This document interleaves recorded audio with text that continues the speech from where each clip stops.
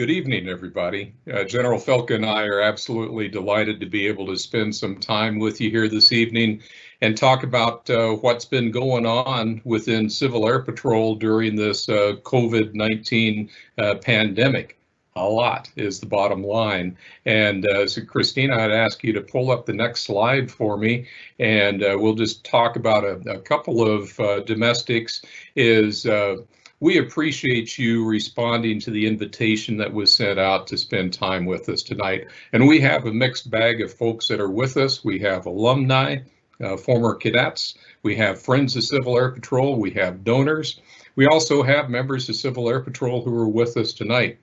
Now, the information that we're going to provide to you this evening is primarily designed for an external audience. Folks who are not members of Civil Air Patrol and folks who are not necessarily intimately familiar with what Civil Air Patrol is all about. So for the CAP members, bear with us as we go through this. I think that the information that we're going to be able to share with you and the chance for us to get into some questions and answers is really going to be worth the price of admission. So we're going to talk about internally what's been going on within Civil Air Patrol during the COVID-19 environment, and then we'll be talking about many of the missions that we have been performing as an organization across the United States. There's going to be time for question and answer this after we finish going through our presentation. Make sure you find that Q&A box. Christina's going to moderate the Q&As when we get to that part of the agenda, because I am certainly not smart enough to know the technology. Christina, would you pull up the next slide, please? So this is just a real quick review on the numbers for Civil Air Patrol. In round numbers, we're at about 66,000 volunteers. The numbers have come up over the last few years, and that's roughly 38,000 adult volunteers, senior members as we call them, and about 28,000 cadets as well. And we have 1,400 plus organizations around the United States, and even more, but I'll talk about that in just a moment. A lot of us call this a measles chart because it looks like it's got the measles, but if you take a look at that map there, you'll see a symbol for every place that we have a unit in Civil Air Patrol. And you can see that for the continental United States, it's coast to coast, north to south. You'll see dots up in Alaska. Way over on the left-hand side of the globe, you'll see Hawaii. And if you look carefully down on the bottom right-hand side, you'll see a couple of symbols, and that's for Puerto Rico and the U.S. Virgin Islands. But I'll bet some of you don't know that we even have units that are overseas, are part of military bases to allow our cadets who are with their families overseas to be able to continue with the cadet program. So we have Civil Air Patrol members from Germany to South Korea. Think of that span of presence for Civil Air Patrol. And you can see the types of equipment that Civil Air Patrol has. We have about 560 airplanes, over 1,000 vehicles. We have a lot of radios and repeaters. There is a very solid communications network in Civil Air Patrol that our customers like a lot. And then that bottom number, that 1718, is the number of small unmanned aerial vehicles, drones, if you will, that Civil Air Patrol has. We started that as a part of the STEM program internally with our cadets, but now it's grown into an operational mission capability that we have to be able to help the Air Force, FEMA, and folks like that. Do you go to the next slide for us, please? Now on this next slide, you're going to see the purpose statement for Civil Air Patrol at the top. I'm not going to read it to you, but there's a few key words that I would like to just pull out and emphasize for you. You see response. We have a suite of capabilities, a big toolkit, if you will, that we can bring to the table to help folks with what they need. Diverse. It's that full spectrum of capabilities that CAP brings to the table. Service. We have 66,000 volunteers and 145 paid employees with a heart for service. That is what we are all about. We're interested in making a difference at community, state, and nation. Youth development. What an amazing youth development program that we have for our cadets. Those of you alumni who served as cadets previously, every time I have a conversation with a former cadet, I ask, was being a cadet, did it help you to be successful in your profession, your line of work? 100% of the time I get a yes for that. What an amazing program. And promoting aerospace,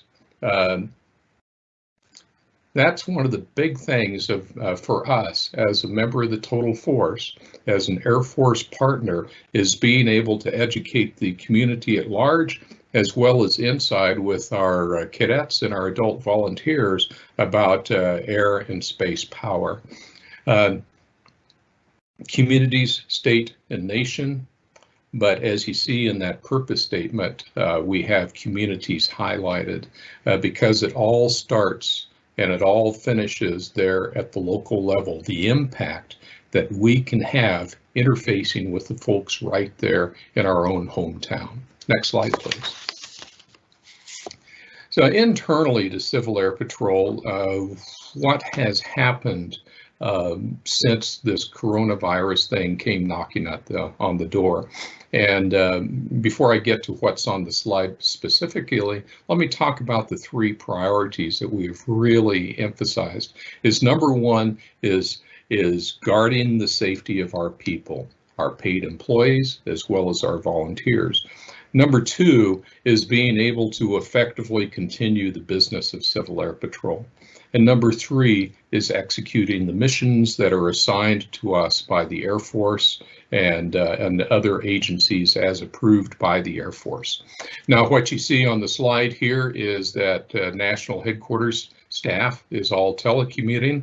When that decision was made, we were at the 70% solution within 24 hours, and we had 100% of effective telecommuting within 72 hours, thanks to this amazing IT team that Civil Air Patrol has. For the volunteers, we have paused on the face-to-face meetings for obvious reasons, and the squadrons, the wings, the groups are using virtual meetings to be able to get their business done. General Felka and I, Chief Dandridge, John Salvador have all had the opportunity to drop in on some of these virtual meetings, and it just blows us away, the innovation that's being used by our members, cadets especially, and our adult volunteers to be able to have fun, engaging, productive meetings and move the business of Civil Air Patrol along. Now, for operations, there are a number of things that we've done to help ensure that we can continue to meet the call for the operational missions. We have essentially gotten to the point right now to where we're focused on mission essential operations only, but there's for people with expiring operations qualifications, we are extending those. We are putting out a number of how-tos for being able to get different things done under the current environment. For cadet programs, again, huge innovation. There's the cadet programs team at National Headquarters has put a lot of resources online available for use by units at all echelons, squadron level, group, wing, and across regions as well. There have been some waivers that we have put into effect to allow young people to still join, be able to get to rank up. to be able to adjust some testing requirements so that cadets can stay engaged and continue to progress in the program during this particular time frame. And for aerospace education, amazing resources online. The aerospace education team, the staff, has made some videos, how-tos, hands-on activities that are amazing. Just one quick story. One of the virtual meetings I dropped in on in a squadron, it was Aerospace Education Night, and there in a virtual environment they were doing origami paper airplanes to the point where they made them and they showed them, they flew them, all that type of thing, all virtual online. Again, tons of innovation, tons of engagement. I'm very, very proud of our team. Would you go to the next slide for me, please? Now, as far as the timeline associated with how things have unfolded, this is very much condensed, but as COVID-19 really entered the United States, and you might remember the initial hotspot being in the Pacific Northwest, and it started spreading from there. On the 5th of March, we put out our first piece of information to our members on how to deal effectively to safeguard yourself with coronavirus. The 11th of March was the first mission that we did in support of, in this case, Pennsylvania Wing on a point of distribution in helping with directions for traffic for being able to get in for COVID-19 testing. And there's been a ton of missions since then. You might recall that on the 13th of March was the presidential declaration. The DoD issued its stop movement order.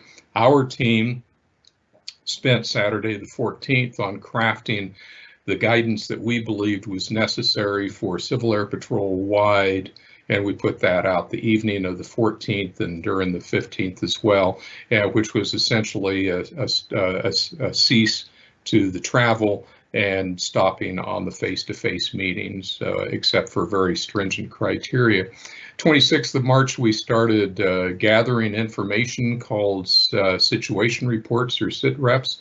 That information goes to the Air Force, and through 1st Air Force, which is where we are organized in the Air Force. It goes to the Northern Command, and it's briefed right up to the 3-star. And our products have gone so far as to the White House Task Force for Coronavirus and been used in assistance of decision making that's happened at the highest levels. So our folks are doing a wonderful job. Next slide, please. So externally, what you see on the slide is just a quick listing, really boiled down, of the types of missions that we've been doing. You can see that it kind of boils down into transportation, distributing of things, and it boils down to a lot of boots on the ramp, people at anything from augmenting emergency operations centers to being at points of distribution for help to handing out food and water to needy people, providing meals to school kids and their families, and you name it. Those types of missions are the types of things that we're seeing, not so much on the flying side, which I'll show you a little bit more when we get to the next slide, but a lot of transportation, a lot of our people just getting in there and in a safe manner, providing the type of support that local authorities are needing at a point of distribution, a call center, those types of things. Let's go to the next slide. So this is a visual depiction of where the missions are happening and the types of missions that are being conducted. And you can probably imagine that what we do changes on a day-to-day basis, an hour-to-hour basis. And so the numbers already are outdated. We have active missions in some 27 states, 27 wings. We have missions going on. We have more missions that are coming on board. A few missions have timed out as that particular need is finished. But it shows you the just the wide range geographically, the scope of support that we're providing for coronavirus, as well as the different types of support. Next slide, please.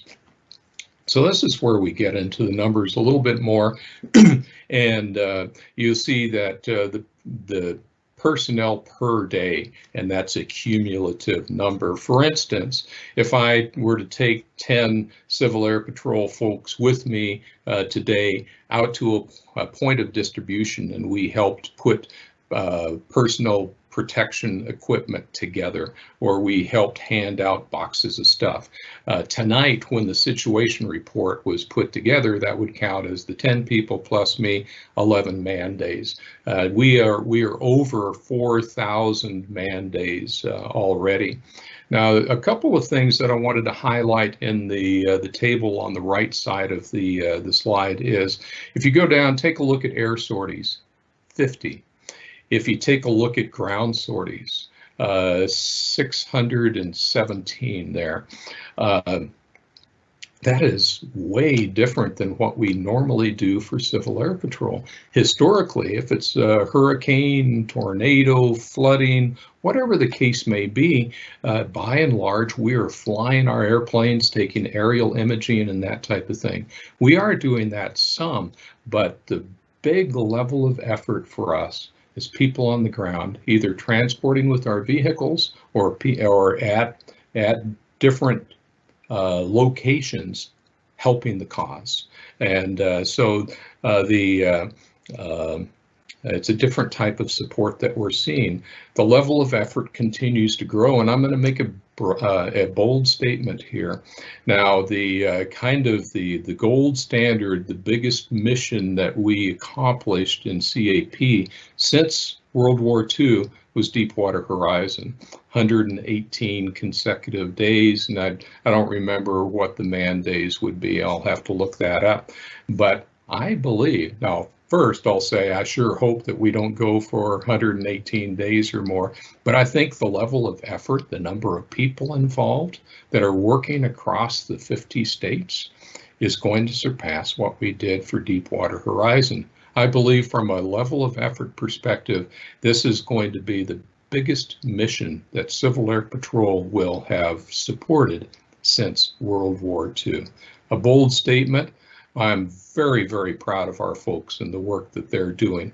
Not only our headquarters staff, both in the Maxwell area working remotely, as well as our volunteers, one team, but the work that they're doing, but right down at the community level for our 66,000 folks. If they're not out there on a mission, they want to be.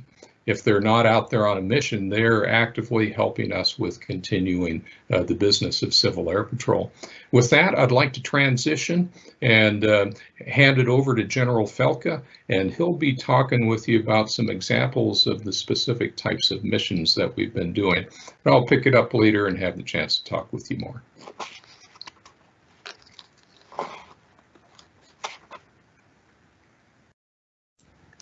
Thank you so much, General Smith. It's my privilege to be able to join you for this conversation with everybody online tonight.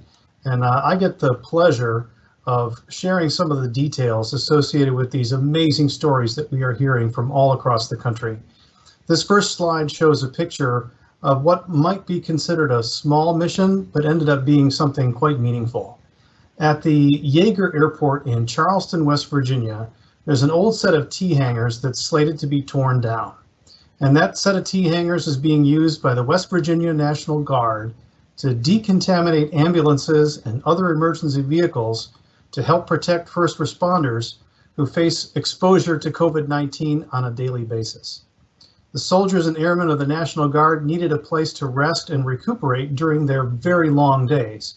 So West Virginia Wing Civil Air Patrol donated its communications trailer, which has bunks, a kitchenette, tables and chairs, and placed it on site at the hangars this last week.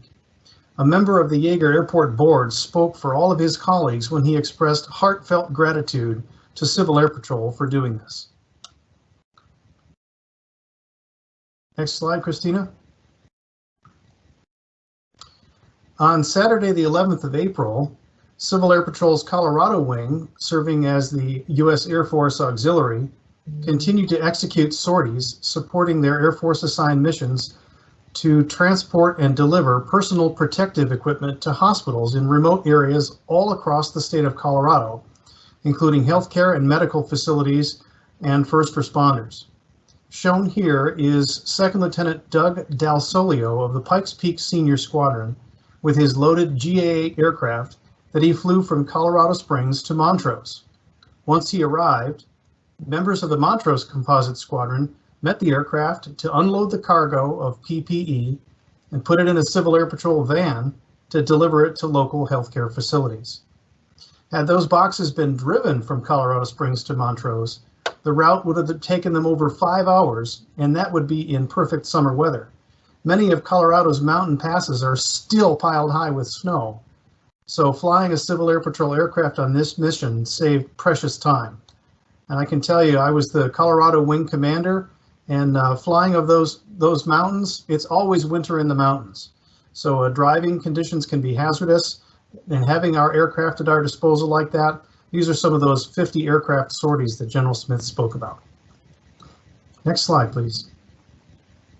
As General Smith mentioned earlier, Civil Air Patrol has assisted in the distribution of over 1.7 million meals at food banks and distribution centers across the country.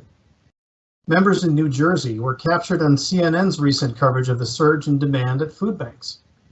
Records are being broken every day for a number of meals packaged and distributed, showing that CAP members are very active in the COVID-19 response at the local level, serving fellow members of their communities. Picture in the upper right shows Indiana Wing members, including one of our chaplains, performing a similar duty in a food distribution center. In these photos, more New Jersey Wing members are featured. This time they're demonstrating the innovation and creativity that we're seeing across the country. These members are using donated materials, and members are fashioning disposable protective gear for first responders. And this is just one of the types of innovation that we're seeing. I was on a squadron meeting earlier, a virtual meeting, as General Smith was talking about, and the level of innovation across our squadrons across the country is just incredible. Arizona Wing's 388th Composite Squadron responded quickly to an urgent need for assistance at an emergency blood drive supporting the American Red Cross at the Glendale Airport. The squadron opened its hangar. You may notice the CAP logo in the patch on the neck of the Bulldog there, and supplied 22 staff members, including 11 cadets, to make the blood drive the success that it was. The Glendale mayor and his wife donated blood and expressed their gratitude for CAP support to the local community. This event demonstrated how integrated CAP is in the Glendale area. CAP was on the short list of agencies to call for support. Glendale Municipal Airport granted swift approval for the request to hold the event, and the unit's leaders worked tirelessly from the moment the green light was given, just 5 days before the event, to both reach out to our cadets and parents to prepare the facility for the Red Cross's specifications. The donation appointments were filled only 12 hours after the Red Cross posted the event, and before it began, the drive was published in Props, that's CAP's weekly email newsletter. Members were safe, separated, and sanitized for the 11 a.m. to 7 p.m. operation, thanks to a dedicated safety staff. These are just some of the stories that we are seeing on a daily basis from across the country. We are incredibly thankful to our many members for sending these stories to us from all of our units all across the country. General Smith, back over to you, sir.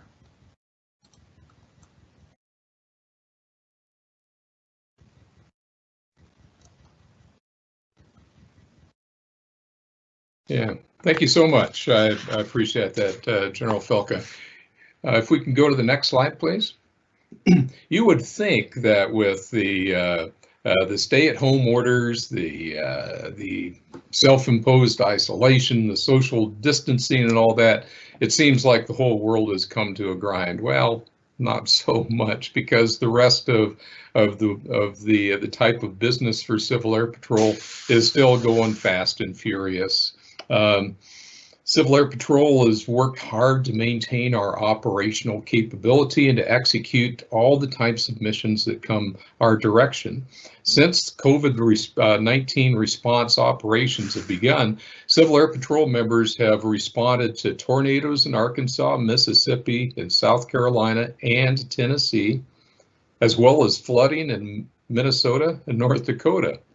We're even able to employ some new technology in Arkansas for the first time, and to allow for remote damage assessments. And that's the image that you see on the left-hand side of your screen. It uses artificial intelligence algorithms on 3D imagery that we collected.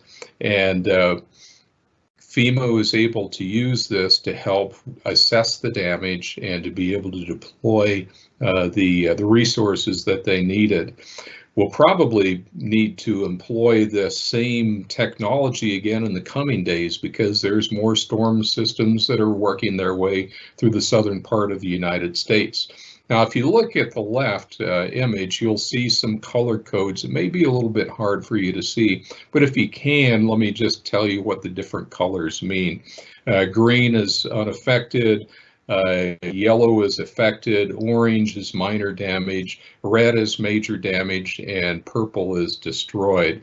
And the detail on this imaging, and it can be rotated 360 degrees as well as tilted on its axis, to give an amazing level of fidelity to the analysts on exactly what the damage is. What you see on the right-hand side with the map, the wings, the states that are color-coded in red, are where we have saved lives through search and rescue missions. And since we've begun COVID-19 operations, CAP has been credited with saving 10 more lives on search and rescue missions in Alaska, California, Colorado, Florida, Massachusetts, New Mexico, and Oregon. Now, a lot of this work is due to two niche technologies that Civil Air Patrol has that was developed by our innovative volunteers. One is cell phone forensics, and the other is radar analysis. These two teams are able to help the authorities to pinpoint, locate lost people, lost airplanes much more effectively, much more quickly than we have been historically. But that's just to let you know that the work of Civil Air Patrol is continuing, not only with the COVID-19 types of activities, but with the bread and butter, with the disaster response and the search and rescue as well. Christina, would you go to the last slide for us, please? Yes, I'm just about finished talking with you. Hooray. But I wanted to say that we hope that you have a better understanding of what it is that we're doing with COVID-19. Something that you'll be able to, when somebody asks you about this thing called Civil Air Patrol, you'll be able to talk about a little bit more. I am so proud of our CAP members and our CAP employees every day. The work that our folks do is amazing and something that you can be very proud of. Those of you who are alum, those of you who are friends of CAP, those of you who have been donors to us, you can be very proud. And for you CAP members on the phone on the call this evening, thank you for being a part of CAP and doing what you do. I'm also amazed at the breadth of things that CAP can do to help at community level, state, and nation. And it's because of these amazing 66,000 volunteers, these amazing 145 paid employees that we have. It's because of our great members, and it's because of the type of support that we get from you, for those of you who have been able to help us as an organization and as a foundation as well. You go to the next slide for us, please. I'd like to thank you for joining us this evening. In a moment, we'll switch over to Q&A, but I wanted to just talk for a brief moment on the graphic that's on the left-hand side of the slide. Keep calm and cap on, caring and proactive. I've been stressing within CAP, the members at large, but especially with our leadership, that this is a time of additional stress for everybody. We all have the stay at home, the restrictions. We have many people who are working from home. That's the good news. We have many people who have lost their jobs. We have family members that are affected. We probably know folks who have contracted the illness and are dealing with that as well. But CAP is actively helping. CAP is acting from a position of care and compassion, and we're being proactive in getting out there and doing everything that we can as an organization to be a part of this. Now, a couple of notes on the right-hand side is a reminder. You probably have heard this before. You may be familiar with it already, but cap.news is a great place to keep up with what's going on in CAP, not just for what's happening with the coronavirus, but all the activities within CAP. And for you may have friends, you may know folks who used to be members of CAP, perhaps as a cadet, or other folks who you think that would be interested in knowing about CAP. There's the link for the capalumni.org for folks to be able to check that out and to join. And finally, and this is not the main purpose of tonight, the main purpose was sharing information with you, giving you the opportunity here in a moment to ask us questions.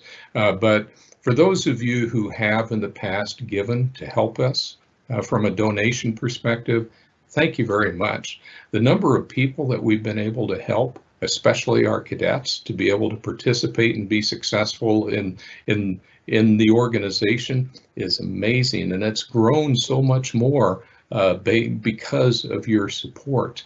If you feel that you're in a position to make a contribution, there's the link that will take you to being able to do that. And I thank you in advance for that. So Christina, I'm going to go ahead and turn it back over to you and allow you to start doing the moderation as we get into the Q&A session. Thank you very much. Wonderful, and thank you, sir.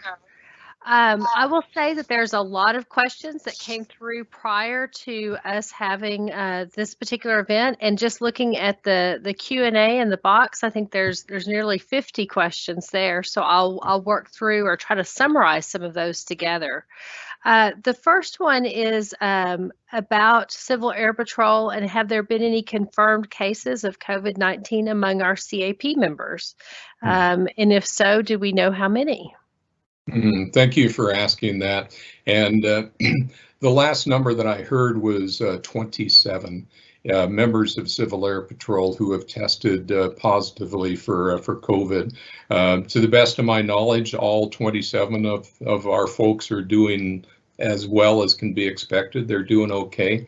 We are putting in conjunction with the CDC guidance, we've been providing that to our members to try to help them to stay safe.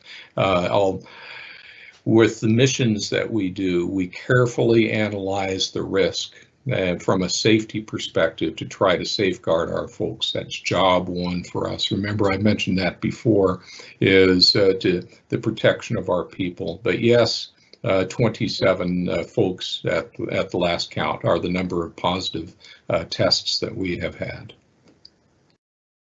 Well, and we certainly keep all those members in our thoughts for good healing, most definitely. This next question surrounds how does Civil Air Patrol at a local level determine who and how to support in this national emergency? How do we decide how help is rendered to the community? Thanks. That's a great question.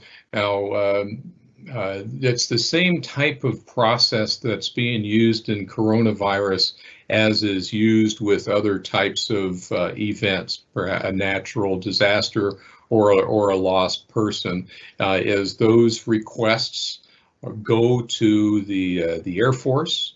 Through the Air Force Rescue Coordination Center, and the Air Force will weigh that. We have what's called an operations plan already built with different categories of support that the Air Force has agreed that we would be a good fit. And the Air Force folks can go, hey, this request fits really good right here. Let's get Civil Air Patrol on the line and see if they can support that. So ultimately, the requests go to the Air Force. The Air Force does a sanity check, going, looks good to us. Now, how do those requests? How are they made? At the local level, it could be it could come from a state. It could come from the National Guard. It could come from another agency going, we are tapped out on resources. We need some help. And Civil Air Patrol is they have the right type of help to be able to give us. And there's the means by which they can make that request. And just for the audience, if anyone is in doubt, then the simple thing to do is to call the Civil Air Patrol's National Operations Center, and I'll throw out a phone number for that. It's 888-211-1812, extension 100. So that's the Civil Air Patrol's National Operations Center, 888-211-1812, extension 100, and they can step a requesting agency through the process as needed to be able to help get that request in, and that turns around to be the support that happens right there in your local community. Thank you. Excellent. So the next series of questions, that if I put them all together, would really speak to about Civil Air Patrol. How long will we be standing, down in terms of our units being able to meet face to face, et cetera, flying, et cetera. Or another way to look at these questions are, when do we expect to kind of resume back to some normalcy? That's the golden question right there. I've got my little crystal ball right over here, but it's a little bit cloudy right now. We haven't quite figured that out. So the bottom line is we don't know yet. Now, let me just spend a moment framing up what my response is going to be. When the presidential declaration was made on March 13th, followed by the Department of Defense guidance on travel and meetings, that was when we put our team together and we came out with CAP-wide direction, which essentially stopped the travel except for a mission essential.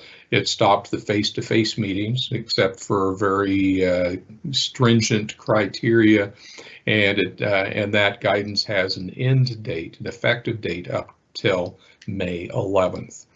What you see on the news is there's a big hullabaloo going on about, oh, we need to stay in lockdown, we're going to go ahead and start easing things up.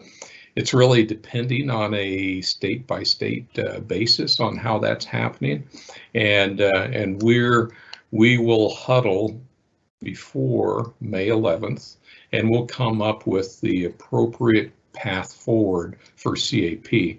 Now, we have a ringer. We have this individual on our team who helps us with the decision making from a smart CDC health perspective. This individual's name is Lieutenant Colonel Tom Janisco, one of our volunteers.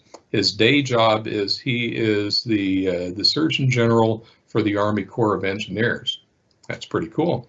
He is deployed to, he's attached to the White House task force for COVID-19. So talk about having somebody who's in the right place to have the no kidding what's happening and no kidding, the smart people's take on the appropriate path forward. So Lieutenant Colonel Janisco, he's a member of John Damaris's operations team. John Damaris, Moose, Lieutenant Colonel Janisco, our senior leadership get together and figure out what that might look like. So that's a lot of words to say we don't know yet, but know that we're going to be really focused on the safeguarding of our folks. We're going to be focused on being able to continue the business of CAP, and we're going to be focused on being able to prosecute the missions that come our ways. So possibly how we start coming out of the total lockdown is perhaps on a state-by-state basis, based on what's happening in that particular geographic area. But all I can say is stand by for news, because about a week from now is when we're going to sit down, huddle, and figure out what that path forward should look like. A lot of words to tell you, we're not quite sure yet, but a lot of words to try to give you confidence that whatever we're going to do is going to be really laser focused on the safety and well-being of our people. Thank you. Great. General Smith, this next question actually could be for anybody that's on this call, if we want to pass the mic around. But it speaks to masks as a protective gear, not about what is our use of those right now across Civil Air Patrol. And as you speak about us reopening and huddling together for that plan, would masks be expected for cadets kind of in the immediate foreseeable future in the summer, et cetera? And then a follow-up is also with our pilots, you know, as those that are doing missions right now, whether it's search and rescue or it's delivering supplies, what's our expectation around quarantine and masks? Thank you. Let me answer the first part of that, Christina, and then I'm going to ask General Felka to come on board and talk from a pilot perspective. Yeah, right now, whenever our folks are out supporting a mission, and especially when social distancing can be compromised, they need to be wearing masks, absolutely. So the current state is absolutely yes to the masks. That's a mission essential piece of equipment for us. What does it look like going forward?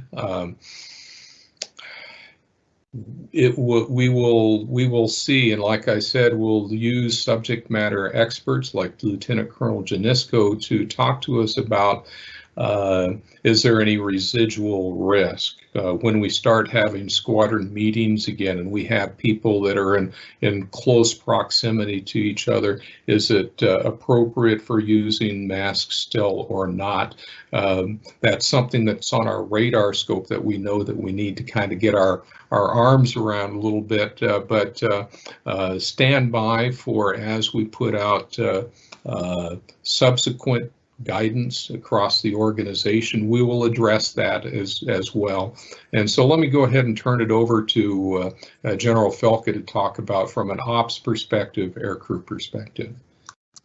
Yes, sir. The important thing to remember is that the use of the mask is not only to protect the individual, but also to prevent the spread of the virus. So whenever one cannot be assured of the 6-foot social distancing recommendation in places like grocery stores and pharmacies, the CDC has recommended the use of a face mask. You can picture the cockpit of one of our Cessna aircraft. You're shoulder to shoulder with the person with whom you're flying, so that 6-foot distance certainly cannot be assured. So what we've recommended is that members wear masks when they're flying the aircraft, but with a caveat. The mask cannot be such that it interferes with the pilot's use of the radio. So sometimes a homemade mask might be fashioned from a bandana, worn tightly around your face, which is very effective at preventing respiratory droplets from being expelled. But if it muffles your speech to the point where you can't clearly communicate on the aircraft radio, that's another risk that we need to mitigate. So if a member is going to be flying one of our aircraft It's essential that the mask that they wear not interfere with their crew duties. Wonderful. So we have time for just a couple of more questions. I think this one really sums up quite a few of the questions that we received in the Q&A box. It says, "Sir, thank you for your leadership and compassion during this national crisis. How should we at the unit level be handling interest in joining CAP during the pandemic for both cadets and senior members? We always want to ensure we present the absolute best first impression to prospects, but also properly vet those interested." And that goes with some other questions, General Smith and General Felka, about how are we vetting new members during this time that people are sheltering in place. And then quite a few people say, "I'm ready to help. How do I find a local unit?" So all that goes together in a package. Well, thanks, Christina. And yeah, that's a lot we could talk about. Let me go ahead and start and mention a couple of things, and General Felka can follow up. General Felka is the brains of the outfit, and he'll make sure we get it right here. But let me say first something that I've been emphasizing with our senior leadership, and I would say that this needs to flow all the way down to the unit level, and not just the unit commander, but with everybody, and especially since this is a time of increased stress. We need to make it easier on folks and not harder. We need to lead from a position of compassion. I'm a leadership junkie, and the term that I've used with my folks is inspirational leadership. This is a time to inspire folks and to be positive in our messages because there is hope. There are good things going on. CAP is involved in so much goodness, not only out on the missions that we're doing, but just with the care of one another, the engagement that we have to make sure that our wingman is okay, those types of things, genuinely caring, coming from a position of compassion, leading with from an inspirational perspective and being positive. So that's the tone that is important for us. As far as, it's the same way for trying to, if people are interested, they can join. Even in the middle of COVID-19, folks can join. Let me talk about what we've done to facilitate that right now. For adult volunteers, it's still recommended to have 3 meetings, if you will, but the meetings can be virtual. Prospect can be a part of the virtual meeting that unit is having, and make sure that they're liking what they're seeing, and the unit can also get a feel for the individual as well. Now, the biggest hang-up was going to be the fingerprint card. With the COVID lockdown, there's no way that somebody can do that hard fingerprint card.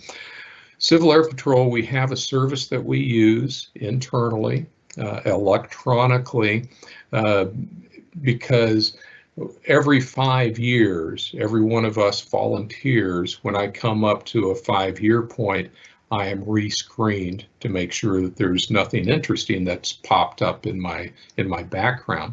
So we have set it up to where we will use that particular online service for doing that initial background screening for new members. That way, a prospective adult volunteer can join without the need of the fingerprint card and without the need for the face-to-face meeting. On the cadet side of the house, the cadets can join online, prospective cadets can join online anyway, but now the 3 meeting requirement, it's a requirement for the cadets, and that can be done virtually. And then a cadet joins on, the first achievement is called the Curry, and that's the first level, the first achievement.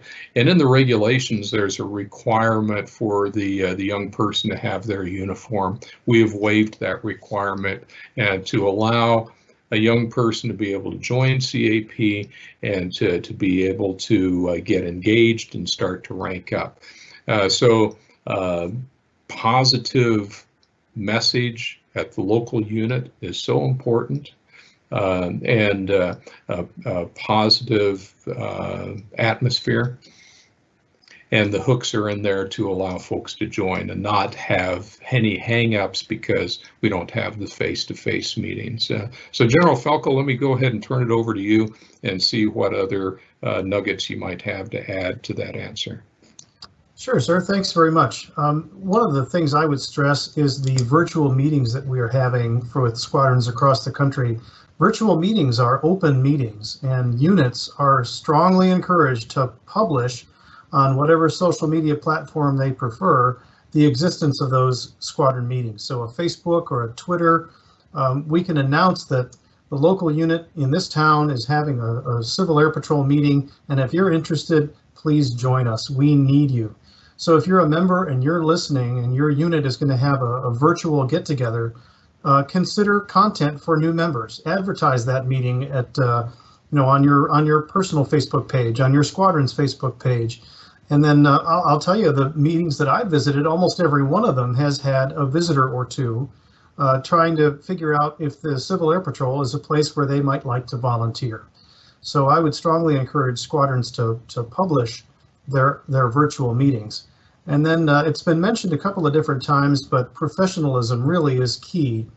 As members come together for virtual meetings or in-person gatherings, helping out at a food bank or distributing personal protective equipment, I learned that members are making first impressions all across the country on places who have never heard of Civil Air Patrol. I was talking with a unit in North Carolina just the other day, and a member has been driving hundreds and hundreds of miles. North Carolina, by the way, has driven over 21,000 miles on their corporate vehicles in just 7 days, distributing needed items across the state. And this one driver told me that he was handing boxes off to local folks who had never heard of the Civil Air Patrol.